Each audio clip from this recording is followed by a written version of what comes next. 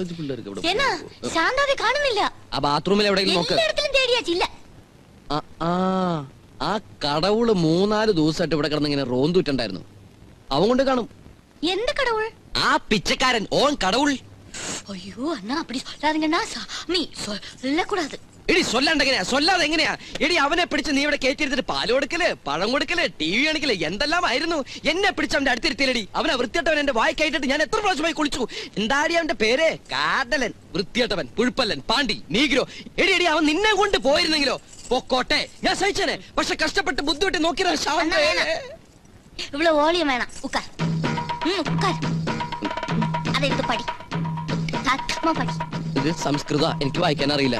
ഞാൻ വീശാൻ എടുത്തതാ. அப்படினா வீஸ். அப்போ மண்டோதரி வந்தா. நான் எத்தனை நாளா சொல்லிட்டே இருக்கு, நம்ம ருக்கு வீட்டுக்கு போறோம், நம்ம ருக்கு வீட்டுக்கு போறோம்னு. எதுக்குடி? ஓ, உங்களுக்கு ஒண்ணும் தெரியாதா? பிரேமன் ஆபீஸ்க்கு போனதுக்கு அப்புறம் ருக்கு தனியா தானே அங்க இருக்கு. கண்ணே தேனேன்னு பார்க்க வேண்டிய டைம் தானே இது. எனக்கும் அது தானடி டென்ஷன். நீ ஒரு காரியம் செய், சீக்கிரம் ரெடி ஆயி வா. இப்பவே அவளை கூட்டிட்டு வரேன். போ. கடவுளே, என்று கூட நல்ல காப்பாத்துக்கணும். டைம் ஆச்சு, சீக்கிரம் கிளம்பணும். என்ன அந்த மாதிரி ஆடுவீங்க? ருக்கு, നീ പോയി കഴിഞ്ഞിട്ട് ഞാൻ ഇവിടെ ഒറ്റയ്ക്ക്. ஏண்டா கத்துற? അപ്പാ, എല്ലാ പെൺകുട്ടികളെയും 7ാമത്തെ മാസത്തിലെ പ്രസവത്തിന് കൂട്ടിട്ട് പോകുന്നു. ஆனா ஏன் ருக்குரை மட்டும் எதுக்காக இந்த மாசத்துல நான் கூட்டிட்டு போறேன்? அண்ணா, நீ ஆபீஸுக்கு போயதுக்கு அப்புறம் ருக்கு இங்க தனியா தானே, நீ எதுக்கு கவலைப்படணும்? உனக்கு டைம் கிடைக்கும்போதெல்லாம் என் வீட்டுக்கு வரலாமே. എനിക്ക് ഇവിടെ നിറയെ ജോലി ഉള്ളപ്പോ ഞാൻ എങ്ങനെയാണ് അപ്പ അങ്ങോട്ട് വരുന്നത്? അല്ല ருக்கு. ஆமாப்பா, அவர் சொல்றது உண்மைதான். யோ, டைம் ஆச்சு. ராகாரத்துக்கு முன்னாடி வீட்டுக்கு எத்தனம், சாமி கும்பிடு. கடவுளே, வா. அப்பா பொட்டி. நில்ல ருக்கு, டாக்டர் என்ன சொல்லிருக்கே? அப்படி பண்ண கூடாது. மாற மாற. பாத்து. அப்பா, பொட்டி மூடி. நானா, சீக்கிரம் எடுத்து வாடா. வா. வாங்க. അമ്മയെ കിട്ടിക്കാൻ. என்னது? അമ്മയെ കിട്ടണ സമയത്തൊക്കെ രുക്കുനെ നോക്കണേ. മെതുവ മെതുവ. என்னடி என்ன? சனிக்கிழமையான எண்ணெய் தேய்ச்சி குளிக்கணும், ஒழுங்கா ஆபீஸ் போகணும், நான் கரெக்டா சாப்பிடணும், அழக்கூடாது. அழாதீங்கண்ணா, எண்ணெயில போயிட்டு வரேன். அம்மா நல்லா பாத்துக்கணும்.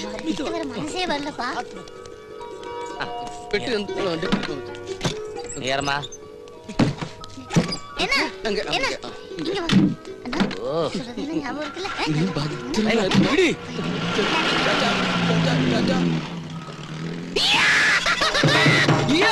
பொண்டாட்டி ஊருக்கு போயாச்சு. என் பொண்டாட்டி ஊருக்கு போயாச்சு.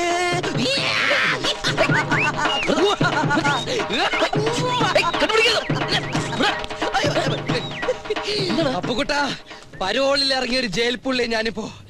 ഇനിയുള്ള ദിവസം ഞാനിവിടെ ഒരു കലക്ക് കലക്കും.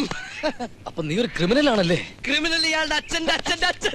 മനുഷ്യൻ എത്ര പെട്ടെന്ന് മനസ്സിലാവൂ?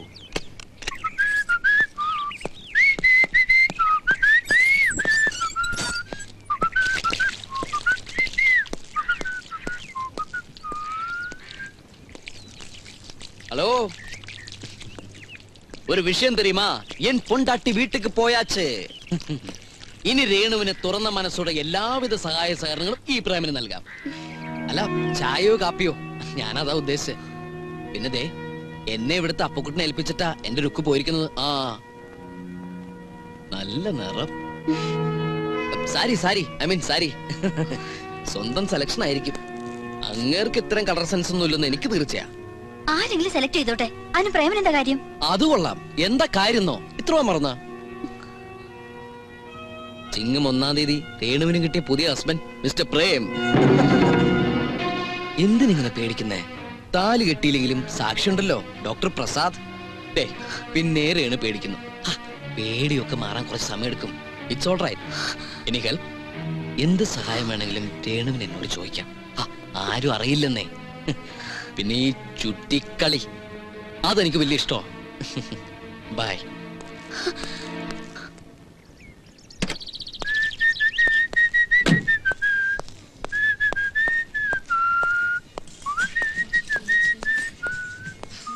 സാർ ഇന്നിട്ടിരിക്കുന്ന കോസ്റ്റ്യൂംസിൽ കണ്ടിന്യൂറ്റി ചേഞ്ച് ഉണ്ടല്ലോ.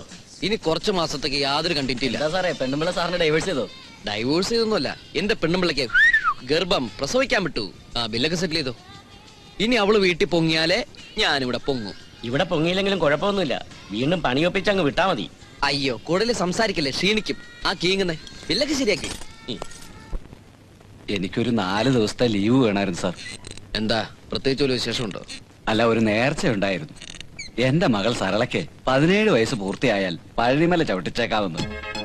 സരളയ്ക്ക് 17 വയസ്സോ? അപ്പൊ അതിന്റെ മൂത്തത്? സരസു 19 വയസ്സ്. അപ്പൊ അതിന്റെ മൂത്തത്? സുനന്ദ 21 വയസ്സ്. സരള, സരസു, സുനന്ദ. എന്നിട്ട് ഇതുവരെ ആരും കല്യാണം കഴിപ്പിച്ചിട്ടില്ല സാർ. കഷ്ടമാണ് കേട്ടോ. എന്തുകൊണ്ട് ഈ കാര്യങ്ങളൊന്നും എന്നോട് നേരത്തെ പറഞ്ഞില്ല? കള്ള കഴിവറടാ മോനെ, ഇതൊക്കെ പറയാൻ കൊള്ളാവുന്നവനാണോ നീ? എന്താ ശങ്കരൂട്ടി ആലോചിക്കുന്നത്? അല്ല സാർ, പറഞ്ഞതുകൊണ്ട് പരിഹാരം ഉണ്ടാകുമായിരുന്നല്ലോ. വിഷമിക്കണ്ട. ശങ്കരൻകുട്ടിയുടെ 3 പെൺമക്കളെയും നമ്മൾ ഈ കമ്പനിയിൽ മോഡൽ ഗേൾസ് ആയിട്ട് അപ്പോയിന്റ് ചെയ്യുന്നു. പിന്നെ ശങ്കരൻകുട്ടിക്ക് സുഖമായിട്ട് വീട്ടിലിരിക്കാലോ.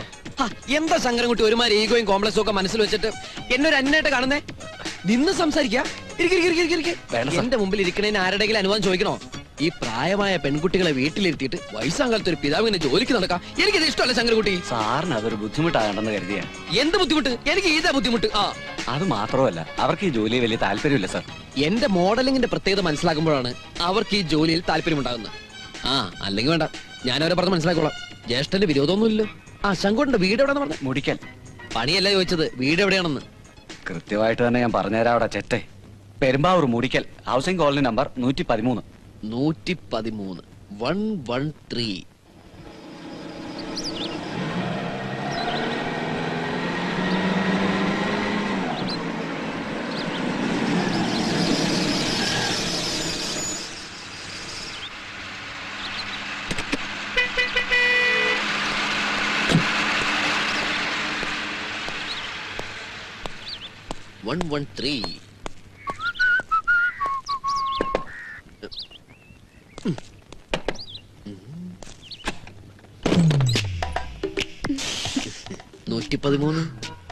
അങ്ങനെയൊന്നും ഇല്ല സാറേ, ഉള്ളത് മതി.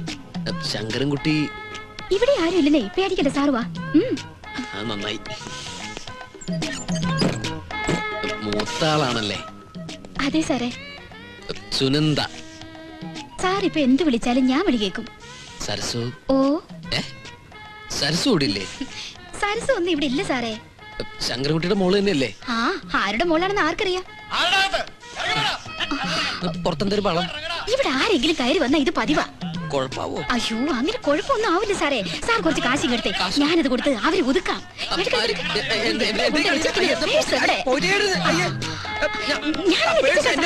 നോക്ക്, പോ.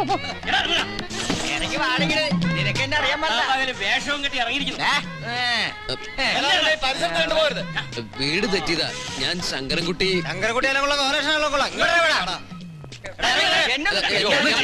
എന്നെ സാറാ? സാറ് വന്നാട്ടെ. സാറേ, ഇത് വളരെ മോശപ്പെട്ട അല്ലെങ്കിൽ ഇവനെന്നെ കൊന്നേനെ. അല്ല ഞാൻ. മതി എല്ലാരും പോയാട്ടെ. എന്റെ വീടിന്റെ നമ്പർ എത്രയെന്ന് പറഞ്ഞേ? 113 അല്ലേ? പെരുവഴിയാക്കി തരാം. ഞാൻ പെരുവഴിയാക്കി തരാം.